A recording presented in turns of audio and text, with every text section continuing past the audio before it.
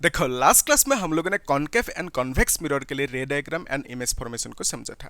आज हम इस लेक्चर में इस फॉर्मूला को डिराइव करेंगे कॉनकेव मिरर के लिए, फिर हम लोग नेक्स्ट क्लास में इसी फॉर्मूला को डिराइव करेंगे कॉन्वेक्स मिरर के लिए, ठीक है। और साथ में हम लोग मैग्निफिकेशन के जो फॉर्मूला है -v/u उस फॉर्मूला को भी डिराइव करेंगे। ओके, तो यहाँ पे मैंने एक कॉनकेव मिरर लिया, तो ये है ऑब्जेक्ट, ठीक है। इस ऑब्जेक्ट का नाम है let's say A B. Okay, तो इस ऑब्जेक्ट के लिए जो इमेज होंगे उसको फॉर्म करवाने के लिए हमारे पास 4 ऑप्शन है, इन ए सेंस 4 रे डायग्राम है। इसमें से सिर्फ 2 रे डायग्राम को यहाँ पे लेना है तो इमेज फॉर्म हो जाएगी, ठीक है।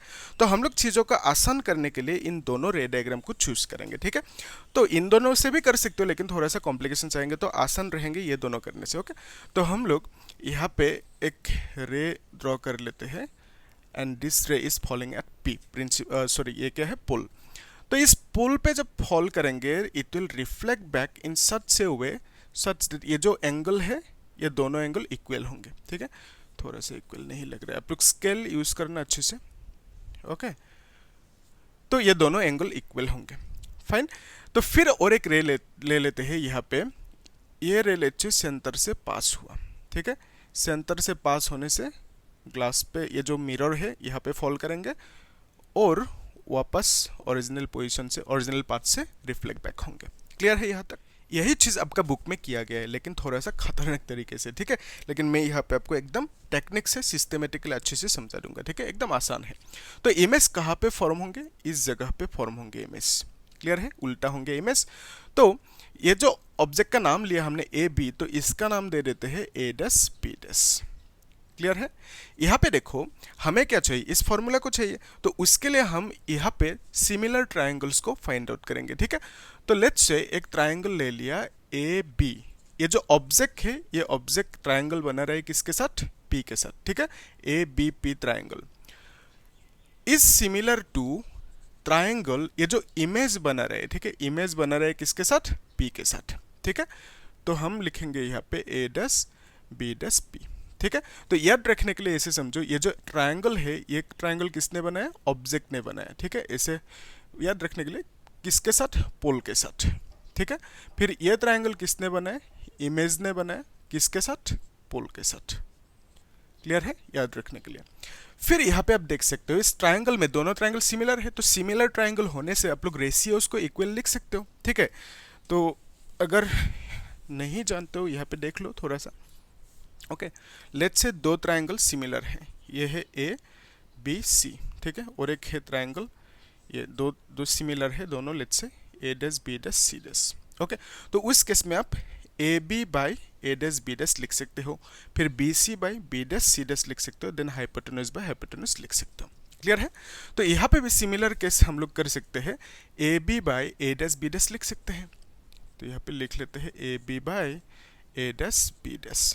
ओके, फिर हम लिख सकते हैं यहाँ पे यहाँ से यहाँ तक की जो लेंथ है that is B P by B dash P लिख सकते हैं, ठीक है। B P by B dash P लिख सकते हैं। क्लियर है कि नहीं? यस। तो अभी ध्यान से देखना, जो साइन कन्वेंशन है और जो यहाँ से नॉमेनक्लेचर इन सेंस नामकरण कर लेते हैं, तो यहाँ से यहाँ तक की जो लेंथ है that is what? Object distance, ठीक है। तो हम इसको ऐसे लिख सकते हैं ऑब्जेक्ट डिस्टेंस।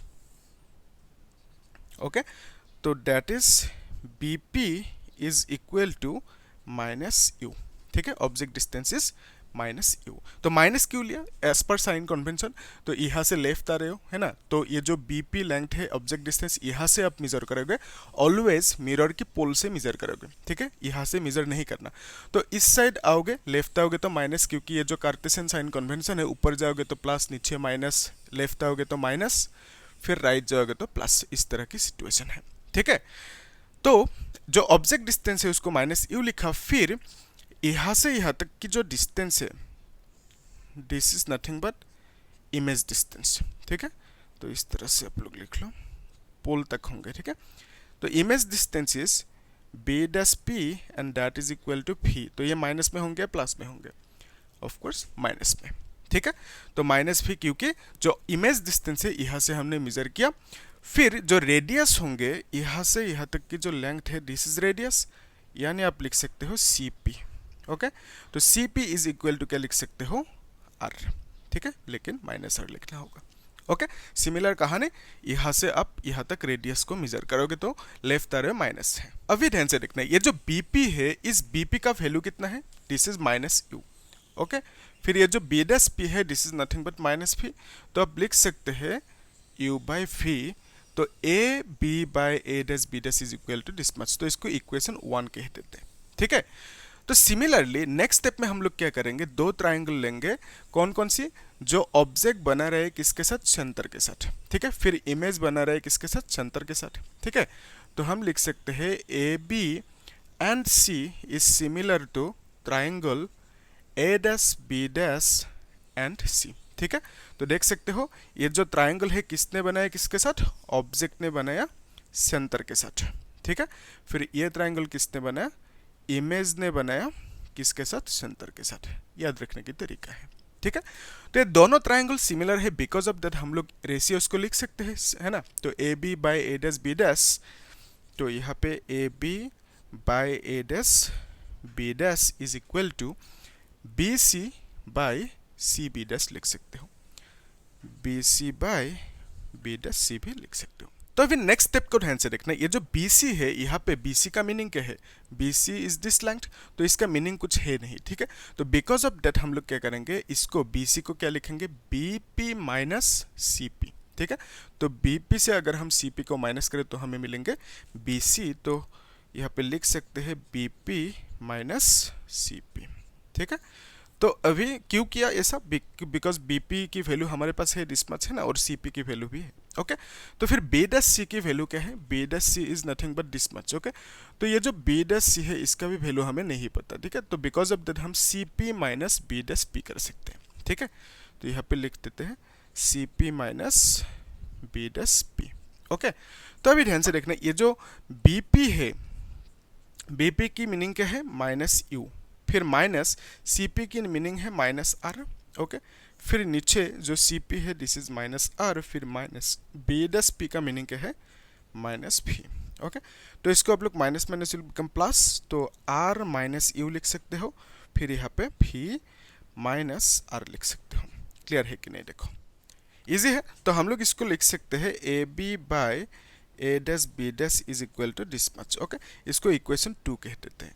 अभी हम क्या करेंगे, इन दोनों इक्वेशन को इक्वेट करेंगे। ठीक है, तो A B by A dash B dash is equal to U by V. ठीक है, तो हम लोग इसकी जगह पे इस यू बाई फी को लिख सकते हैं आराम से, है ना। तो बेसिकली मैं बोल रहा हूँ this is equal to this. ठीक है, तो अगर हम 1 इक्वल टू 2 करें, यहाँ पे 1 इक्वल टू 2, तो हमें क्या मिलेंगे, R माइनस यू, फिर V minus R is equal to U by V मिलेंगे। ठीक है, तो इसको मिटा देते हैं अभी। तो यहाँ से हमें फाइंड आउट करना है जो फॉर्मूला है 1 by F is equal to 1 by V plus 1 by U. ठीक है, तो इस फॉर्मूला को डिराइव करने के लिए हम क्या करेंगे, यहाँ पे क्रॉस मल्टीप्लाई। ठीक है, तो R माइनस यू, फिर यहाँ पे V is equal to U V minus R। ठीक है, अभी आसान है आपके लिए, है ना। तो आर वी लिख सकते हैं, U V is equal to U V minus U R. ठीक है, तो यहाँ पे ध्यान से देखना, ये जो आर वी है इसको भी इधर लेके आते हैं। ठीक है, it will become U R is equal to, इसको इधर लेके जाते हैं U V plus U V. ठीक है, it will become twice U V. Okay, तो यहाँ से आर को कॉमन ले सकते हैं, तो फिर वी प्लस यू लिख सकते हैं। क्लियर है यहाँ तक। तो अभी नेक्स्ट स्टेप में क्या करेंगे, इसको इधर लेके आएंगे और आर को उधर। ठीक है, तो हम लिख सकते हैं v plus U V is equal to 2 by R. ठीक है, तो इसको हम लोग v U V plus U V is equal to 2 by R. और एक चीज़ देखो, ये जो 2 बाई आर है, 2 बाई आर को हम लोग 1 बाई एफ लिख सकते हैं। कैसे, उसको देख लो।